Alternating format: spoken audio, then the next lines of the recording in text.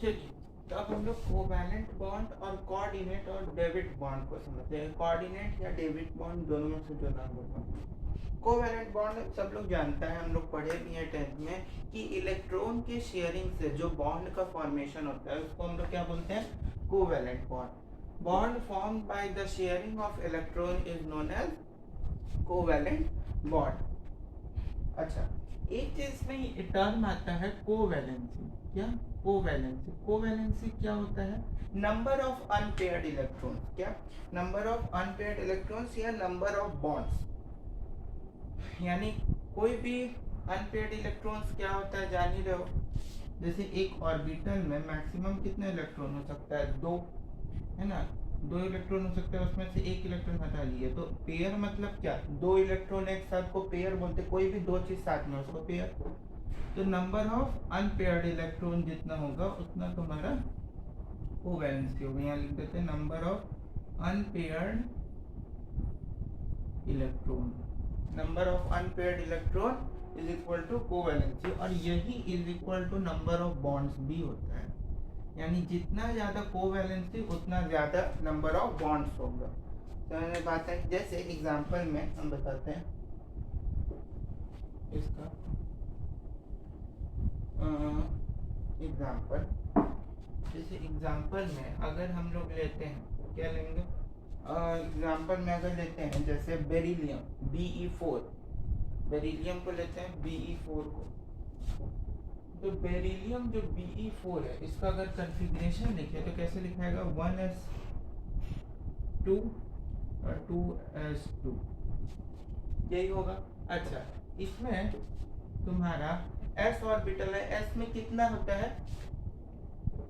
एक और एक सेल होता है, s में कितना बॉक्स होता है? एक बॉक्स होता है, और कितना इलेक्ट्रॉन है? दो। तो इसमें देखो अनपेयर्ड इलेक्ट्रॉन कितना है? जीरो। तो इसका कोवैलेंसी क्या हो जाएगा? जीरो। कोवैलेंसी क्या होगा? जीरो। लेकिन उसी तरह से अगर बेरिलियम जो है उसके एक्साइटेड स्टेट को अगर लिखें, यानी Be4 1s2 2s2 और 2p, और ये 2s2 में से एक इलेक्ट्रॉन इसमें से हटके इसमें अगर चला गया, और p का कितना होता है? 3। 1 2 और 3, 3 होता है ना। 1 2 3, तो 3 हो गया, यानी 3 इलेक्ट्रॉन हो गया। अब अनपेयर्ड इलेक्ट्रॉन इसमें कितना है? बेरिलियम में, बेरिलियम में अनपेयर्ड इलेक्ट्रॉन 3 है, तो इसका कोवैलेंसी कितना हो जाएगा? 3। इसका कोवैलेंसी कितना हो जाएगा? 3। एक्साइटेड स्टेट में ये क्या है? ग्राउंड स्टेट कॉन्फ़िगरेशन, और ये हो गया तुम्हारा एक्साइटेड स्टेट का। ये एक्साइटेड स्टेट का हो गया। तो ये एक्साइटेड स्टेट का हो गया, ये वाला बेरिलियम का, और ये तुम्हारा ग्राउंड स्टेट कॉन्फ़िगरेशन हो गया। ग्राउंड स्टेट में बेरिलियम का कोवैलेंसी 0, और एक्साइटेड स्टेट में क्या हो गया? कोवैलेंसी 3 हो गया। उसी तरह से अगर बोरोन का लिखें तो बोरोन का ग्राउंड स्टेट कॉन्फ़िगरेशन जानते हैं, 1s2 2s2 और 2p1। अब इसमें क्या होगा? बोरोन का ये होता है ग्राउंड स्टेट कॉन्फ़िगरेशन। अगर इसका एक्साइटेड स्टेट लिखें तो क्या लिखेंगे? एक्साइटेड स्टेट में बोरोन का लिखेंगे 1s2 2s2 2p1, तो है ही। ये इलेक्ट्रॉन जो है इसमें कितना इलेक्ट्रॉन है? s में दो, s में दो इलेक्ट्रॉन है, उसमें एक और चला जाएगा तो यहाँ पे 1 हो जाएगा, और यहाँ पे 2, दो इलेक्ट्रॉन चला गया। अब s में कितना ब्लॉक होता है? 1। p में कितना? 3, 1 2 3। s में कितने इलेक्ट्रॉन है? 1। p में कितना है? 2। तो इसका भी कोवैलेंसी कितना हो गया? कोवैलेंसी 3। कोवैलेंसी कितना हो जाएगा? 3। उसी तरह से ये तो तुम्हारा एक्साइटेड स्टेट का हुआ। ग्राउंड स्टेट का अगर लिखें तो p में कितना इलेक्ट्रॉन है? 1। तो इसका कोवैलेंसी कितना हो जाएगा? 1, क्योंकि अनपेयर्ड इलेक्ट्रॉन को बस देखना है। इसमें देखें अनपेयर्ड इलेक्ट्रॉन 1 है, इसमें कितने? 1 2 3, तो कोवैलेंसी 3 हो गया। बात समझ में आ गई? उसी तरह से जैसे नाइट्रोजन हो गया।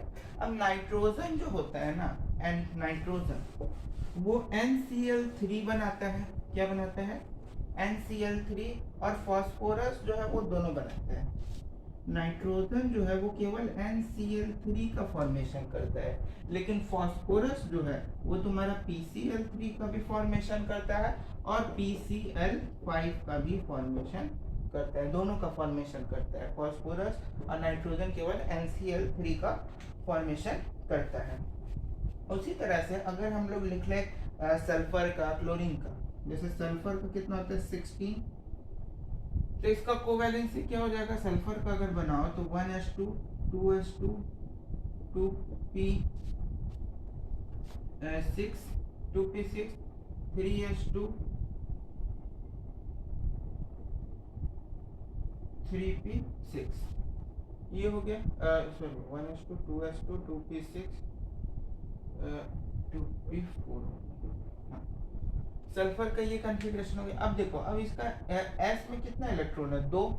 S में कितना इलेक्ट्रॉन है? 2 है सब में। S में 2 इलेक्ट्रॉन, तो यहाँ पे बनाते हैं। सिंपल अगर ऐसे देखा जाए, P में देखो कितना इलेक्ट्रॉन है? 6 4 10।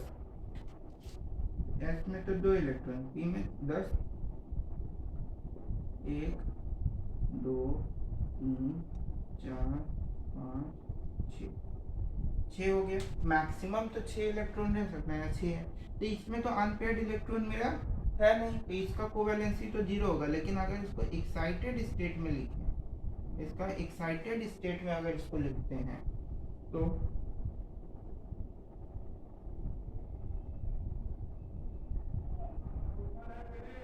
1 2 3 4, अनपेयर्ड इलेक्ट्रॉन कितना है? 4। तो एक तो इसका मेरा 4 हो जाएगा। एक और अगर इसका तुम लोगे तो वो 6 होगा, फिर 1 होगा। मतलब सल्फर का 3 होता है। सल्फर का कितना होता है? 3। अब कैसे होता है वो भी बताते हैं। देखो, जैसे अब ये 3 कैसे हुआ, इस चीज को हम बताते हैं। इसको हम मिटाते हैं बाद में इसको। देखो, जैसे सल्फर का की है 2p6 3s2 3p4, इतना तक क्या हुआ? ग्राउंड स्टेट कॉन्फ़िगरेशन हुआ। तो ग्राउंड स्टेट कॉन्फ़िगरेशन में अगर 3d लेते हैं तो लास्ट में मेरा ये, लास्ट में कितना इलेक्ट्रॉन है मेरे पास? 6 1 2, मतलब कि जो लास्ट वाला है उसमें कितना इलेक्ट्रॉन है? 4 + 2 6 है। तो इसका बनाते हैं। S में कितना? 2। P में कितना? 3 1 2 3 हो गया। S में कितना? 2 इलेक्ट्रॉन। P में कितना? 4 1 2 3 और ये 4 हो गया। इसका कोवैलेंसी अब चेक करो। अनपेयर्ड कितना है? 2। तो इसका कोवैलेंसी हो जाएगा कितना? 2। इसका कोवैलेंसी कितना हो जाएगा? 2। उसी तरह से तुम्हारा अगर इसका फर्स्ट एक्साइटेड स्टेट लिखें, फर्स्ट एक्साइटेड स्टेट में इसका वैलेंसी कितना हो जाएगा? बताओ। 2 हो गया। इसमें तो कोवैलेंसी 2 हो गया। अच्छा, फर्स्ट एक्साइटेड स्टेट का देखते हैं। फर्स्ट एक्साइटेड स्टेट का देखो। फर्स्ट एक्साइटेड स्टेट का अगर देखें तो उसमें देखो, एक इलेक्ट्रॉन किस में जाएगा? 4 में से एक उसमें जाएगा, तो इसमें कितना बच गया? 3 और इसमें एक 1। तो 1 2 3 तो इसमें रहेगा। डी में कितना ऑर्बिटल होता है? डी में 5 1 2 3 4 5। अब देखो, एस में कितना इलेक्ट्रॉन? 2 1 2 हो गया। पी में कितना? 3 1 2 3 और डी में कितना? 1। तो 1 2 3 4 तुम्हारा कोवैलेंसी हो गया फर्स्ट एक्साइटेड स्टेट का, कोवैलेंसी हो गया। उसी तरह से सेकंड एक्साइटेड स्टेट अगर देखा जाए, सेकंड एक्साइटेड स्टेट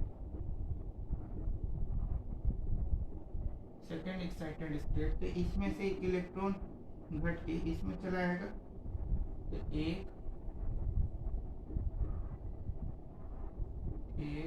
2 3 1 2 3 4 5। अब देखो, एस में कितना इलेक्ट्रॉन? 2 1 2। पी में कितना? 2 1 2, डी में कितना 2, 1 2 है कि नहीं? अरे बी में 2 है। अब इसमें से भी एक इलेक्ट्रॉन तो उठ के जाएगा ही जाएगा ही। अब इसमें अगर तुम ध्यान से देखो, पी में एस में कितना है?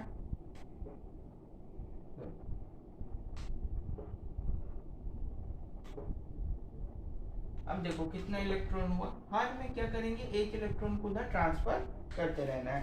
तो अब इसमें देखो, ये तुम्हारा 3s हो गया, ये तुम्हारा 3p, ये 3d, ये 3s, ये 3p और ये 3d।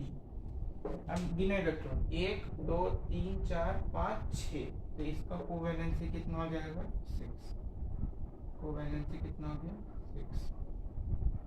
6। तो सल्फर का एक कोवैलेंसी होगा 2, एक होगा 4, एक होगा 6, 2 4 6। उसी तरह से तुम्हारा जो क्लोरीन है Cl17, उसका भी अगर ऐसे ही निकालोगे तो उसका कोवैलेंसी कितना आएगा 1 3 5 7। समझ आया? फ्लोरीन का अगर निकालो, फ्लोरीन का अगर निकालते हैं F9, फ्लोरीन का देखो 1s2 2s2 2p 2p5। अब इसमें अगर तुम ध्यान से देखो तो लास्ट में तुम्हारा क्या है 2s2 2p, तो s में कितना है बॉक्स 2, p में कितना 3, 1 2 3, s में कितना इलेक्ट्रॉन 2, p में कितना इलेक्ट्रॉन 5, 1 2 3 4 3 4 और ये 5, कितना अनपेयर्ड इलेक्ट्रॉन है 1। तो कोवैलेंसी कितना हो जाएगा इसका, कोवैलेंसी 1। समझ में बात आ गई? तो इसी तरह से बाकी सारे का भी अपन करते हैं बस। इसके बाद इसमें कुछ जनरल कैरेक्टरिस्टिक्स को समझते हैं। क्या जनरल कैरेक्टरिस्टिक्स को समझते हैं?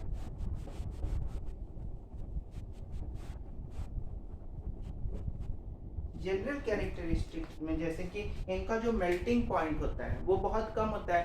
हम लोग क्या पढ़े थे, कोवैलेंट बॉन्ड का जो मेल्टिंग पॉइंट होता है वो बहुत ज्यादा कम होता है, एक्सेप्ट SiC और SiO2।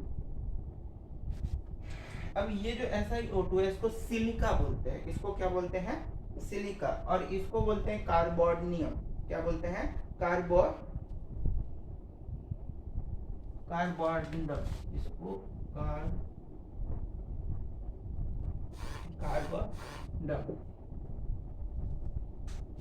कार्बोरंडम और इसको सिलिका। यानी कोवैलेंट शेयरिंग में, कोवैलेंट बॉन्डिंग में केवल SiO2 और SiC इन्हीं दोनों का मेल्टिंग पॉइंट ज्यादा होता है, बाकी सारे का लो होता है। उसके बाद जैसे हम लोग आयनिक और इलेक्ट्रोवैलेंट में पढ़े थे कि वो आइसोमेरिज्म को शो नहीं करते हैं, लेकिन कोवैलेंट बॉन्ड्स जो है आइसोमेरिज्म को शो करते हैं। उसके बाद वाटर में तो ये सॉल्युबल होते ही होते हैं, वाटर में सॉल्युबल होते हैं, इसलिए इसको पोलर कोवैलेंट बॉन्ड भी बोला जाता है। और जो रिएक्शन होता है इनका, जैसे आयनिक और कोवैलेंट इलेक्ट्रोवैलेंट हम लोग पढ़े थे कि उसमें फास्ट रिएक्शन होता है, लेकिन इसका जो रिएक्शन होता है वो बहुत ज्यादा क्या होता है, स्लो होता है। समझ में बात है? अच्छा, एक चीज और यहाँ पे ध्यान देने वाली बात है कि हम लोग पढ़े थे कि CO2 का कॉन्फ़िगरेशन सब लोग पढ़ गए, O CO3 2 minus, sorry CO3 2। अच्छा, CO3 2 माइनस का अगर कॉन्फ़िगरेशन लिखें तो ऑक्सीजन कितना है 3, 1 2 3। अब किसी दो ऑक्सीजन पे माइनस चार्ज दे देंगे क्योंकि 2 माइनस है, 2 माइनस है, और कार्बन तो बीच में रहेगा। तो ऑक्सीजन ऑक्सीजन के बीच में कौन सा होता है, डबल की सिंगल? कार्बन ऑक्सीजन के बीच में डबल बॉन्ड होगा, लेकिन इसके और इसके बीच में सिंगल बॉन्ड होगा। कैसे? यहाँ पे ऑक्टेट को पूरा किया, ध्यान से देखो। कार्बन के पास कितना वैलेंस इलेक्ट्रॉन था 4, तो 4 4 8। ऑक्टेट को ये पूरा कर लिया। इसके पास कितना है 1 2 3 4 5 6, 1 2 3 4 5 6,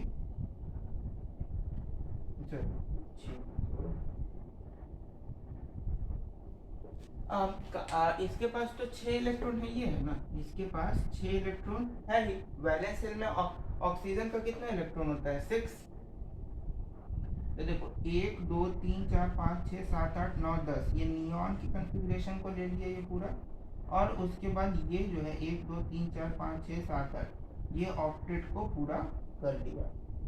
तो इस तरह से ये बैलेंस उसी में इसमें अगर देखोगे तो 1 2 3 4 5 6 7 8 एक बॉन्ड में 2 इलेक्ट्रॉन होता है, कार्बन पूरा कर चुका है।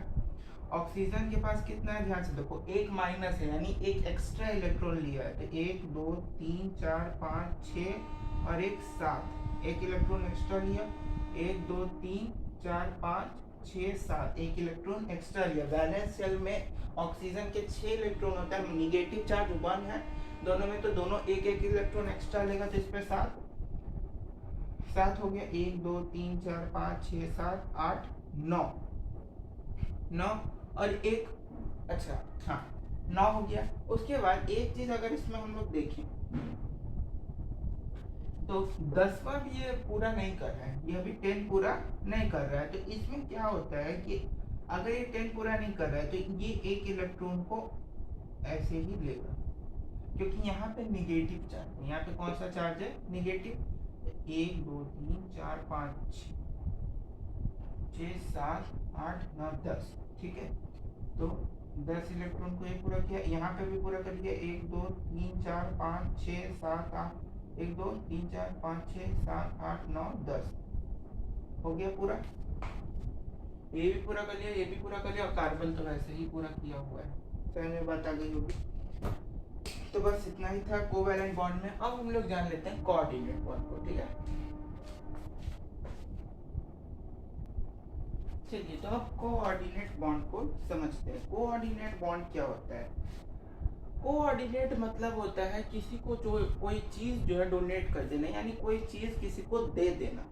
जैसे कोई भी बॉन्ड जो है इसमें भी इलेक्ट्रॉन के शेयरिंग से ही बॉन्ड का फॉर्मेशन होता है। बस अंतर क्या है कि इसमें जो इलेक्ट्रॉन का शेयर होता है वो सेम एटम के बीच में होता है।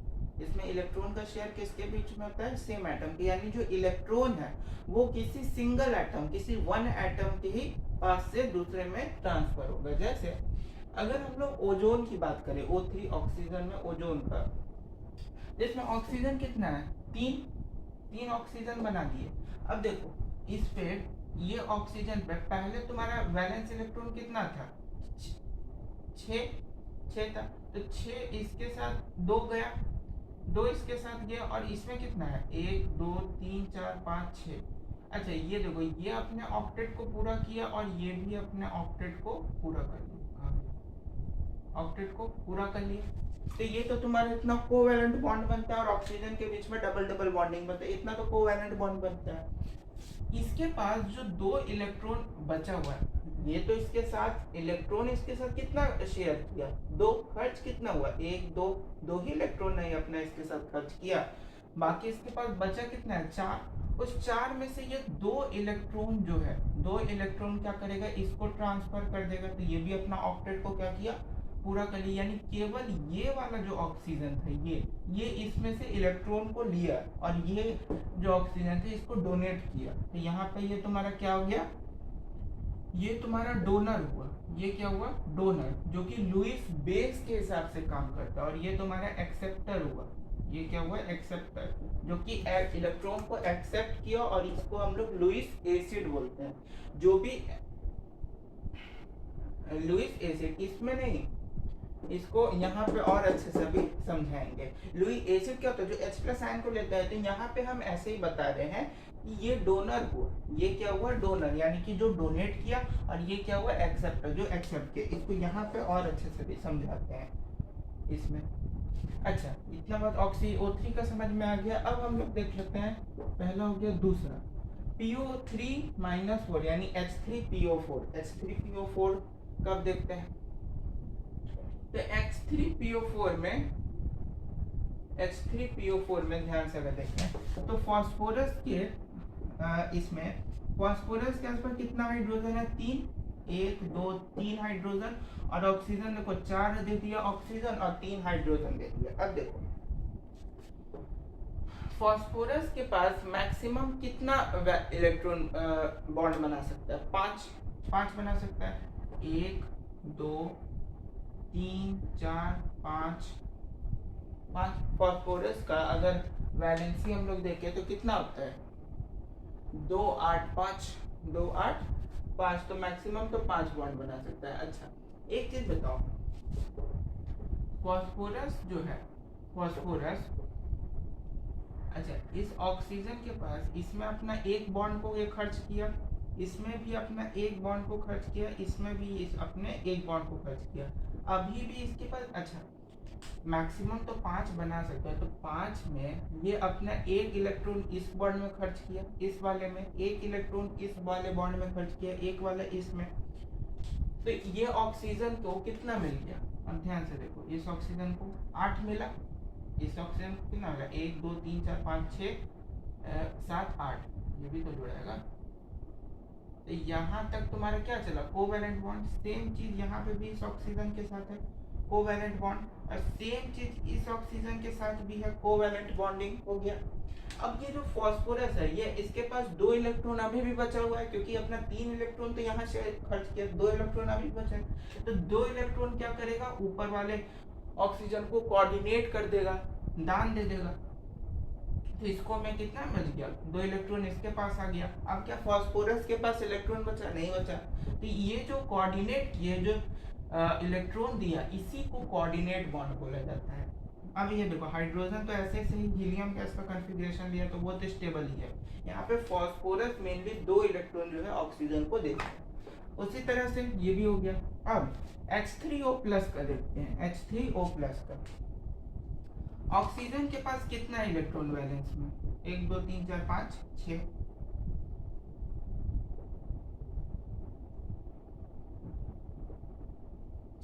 अच्छा यहाँ पे ऑक्सीजन कितना इलेक्ट्रॉन अपना खर्च किया एक तो हाइड्रोजन तो ऐसे ही तुम्हारा स्टेबल हो गया ऑक्सीजन भी स्टेबल हो गया 8 का कॉन्फ़िगरेशन। यहाँ तक क्या था कोवैलेंट बॉन्ड। अब इसके पास जो ये 2 एक्स्ट्रा 4 इलेक्ट्रॉन बचा है 4 में से 4 इलेक्ट्रॉन बचा है तो इसमें 2 इलेक्ट्रॉन के पेयर को लोन पेयर बोलते हैं 2 इलेक्ट्रॉन के पेयर को लोन पेयर बोलते हैं। जैसे 4 इलेक्ट्रॉन यहाँ बचे हैं ना तो इसमें 4 में से 2 का पेयर होता है 2 का पेयर तो जो पेयर होता है उसको लोन पेयर इलेक्ट्रॉन बोलते हैं। तो एक अपना लोन पेयर इलेक्ट्रॉन H+ को ये दे देगा एक इसको लोन पेयर इलेक्ट्रॉन मिल गया तो एक इसको लोन पेयर इलेक्ट्रॉन मिल गया तो इतना पूरा क्या हुआ ये पूरा डोनर ये पूरा क्या हुआ डोनर और ये क्या हुआ तुम्हारा एक्सेप्टर ये जो है इससे इलेक्ट्रॉन लिया तो ये एक्सेप्टर ये डोनर। सेम उसी तरीके से अगर H2O2 यानी हाइड्रोजन पेरोक्साइड में देखें हाइड्रोजन पेरोक्साइड इसको बोलते हैं H2O2 को तो यहाँ तक तुम्हारा क्या है कोवैलेंट बॉन्डिंग कैसे 1 2 3 4 5 6 7 8 यह ऑक्सीजन तो अपना कॉन्फ़िगरेशन कर लिया और हाइड्रोजन भी कॉन्फ़िगरेशन किया ही हुआ है अपना इसके पास 4 इलेक्ट्रॉन बचा हुआ है एक्स्ट्रा 4 इलेक्ट्रॉन इसका पास एक्स्ट्रा बचा हुआ है तो 2 जो लोन पेयर इलेक्ट्रॉन है इसको कोऑर्डिनेट कर देगा तो इसका भी ऑक्टेट पूरा हो गया तो ये भी समझ गया। उसी तरह से NO3- अब NO3- को बाद में बताते पहले NH4+ पे कोई ये NH4+ में नाइट्रोजन में इतना पूरा तुम्हारा लुईस क्या काम करेगा इतना पूरा तुम्हारा डोनर की तरह यानी लुईस बेस की तरह काम करेगा और ये H+ जो है सेम यहाँ पे जो अभी बताया एक्सेप्टर लुईस एसिड उसकी तरह तुम्हारा H+ काम करेगा H+ किसकी तरह काम करेगा लुईस एसिड की तरह जो कि एक्सेप्ट कर रहा है इलेक्ट्रॉन का जैसे इसमें नाइट्रोजन का वैलेंस इलेक्ट्रॉन कितना होता है 5 तो 1 2 3 4 5 अब देखो एक इलेक्ट्रॉन इस बॉन्ड के साथ खर्च हुआ एक इलेक्ट्रॉन इस बॉन्ड के साथ एक इलेक्ट्रॉन इस बॉन्ड के साथ अभी भी इसके पास 2 इलेक्ट्रॉन है वो इसको डोनेट कर देगा तो इसके पास 2 इलेक्ट्रॉन आ गया। अब 2 इलेक्ट्रॉन आ गया तो हीलियम गैस का कॉन्फ़िगरेशन ले लिया हीलियम गैस का अगर ये कॉन्फ़िगरेशन ले लिया तो ये इलेक्ट्रॉन को एक्सेप्ट किया जो कि लुईस एसिड का काम किया और ये लुईस बेस का काम किया जो कि इलेक्ट्रॉन को ट्रांसफर किया NH3 में से NH4 में ये एक्स्ट्रा जो NH4 है उसको ट्रांसफर किया। ठीक उसी तरह से ये वाला समझ गया। अब 7 नंबर CO का देखो इसको बोलते हैं कार्बन मोनोऑक्साइड इसको क्या बोलते हैं कार्बन मोनोऑक्साइड। तो कार्बन का बैलेंस इलेक्ट्रॉन कितना होता है 4 1 2 3 4 हो गया ठीक है।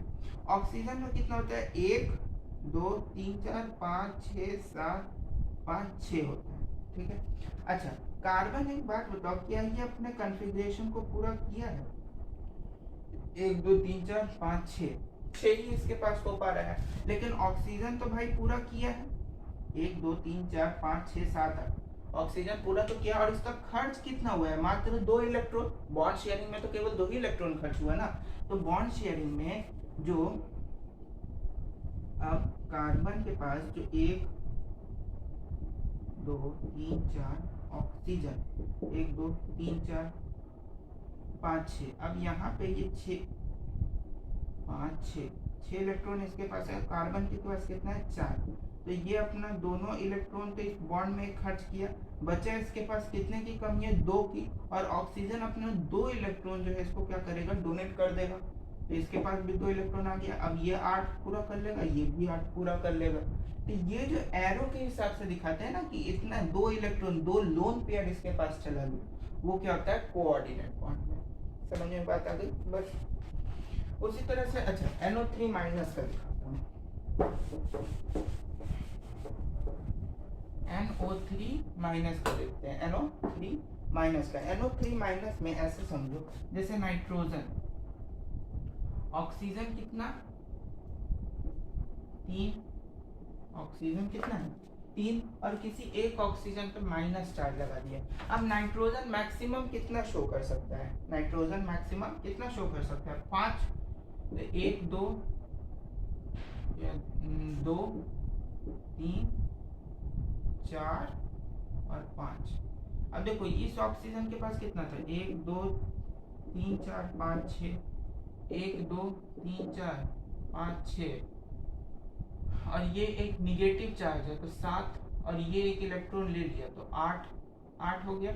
ये तो अपना पूरा किया हुआ है 8, ये भी अपना एक इलेक्ट्रॉन ट्रांसफर किया इधर की तरफ, तो 8 तो पहले से ही था ना, 10 हो गया टोटल। तो ये ऑक्सीजन अपना फुलफिल कर लिया, ये ऑक्सीजन भी अपने ऑक्टेट को पूरा किया, 6 6 4 10 ऑक्टेट को पूरा कर लिया।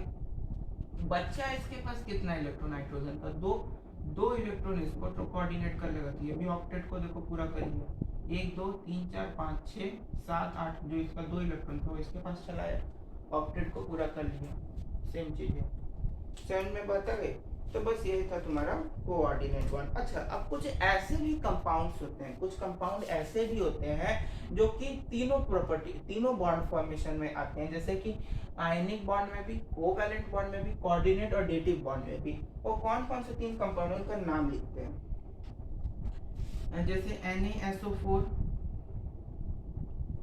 NaNO3, यहाँ लिख दे रहे हैं बस उसका नाम, NH4Cl, NH4Cl, उसके बाद NH4Cl, CaSO4। तो ये कुछ 4 ऐसे कंपाउंड है ना, और लिख दे K3PO4, और एक वेरी वेरी वेरी इंपॉर्टेंट यहाँ लिख देते हैं K4, अब इसको ध्यान से देखना, K4FeCN6, ये इंपॉर्टेंट, ये वाला जरूरी है। और इसमें याद रखना कि ये भी तुम्हारा आयनिक, कोवैलेंट और कोऑर्डिनेट बॉन्ड का फॉर्मेशन करता है। समझ में बात आ गया? अच्छा कोई एक चीज इसमें याद रखना है कि कोई भी एलिमेंट स्टेबल कब होगा, जब उस पर फॉर्मल चार्ज क्या हो, कम हो। यानी अगर फॉर्मल चार्ज कम है, जितना कम होगा फॉर्मल चार्ज उतना ज्यादा कंपाउंड क्या होगा, स्टेबल होगा। ये बात समझ में? अच्छा इतना चीज समझ गया। अब इसके बाद हम लोग जान लेते हैं वायलेशन ऑफ ऑक्टेट को। किसको? वायलेशन ऑफ ऑक्टेट को।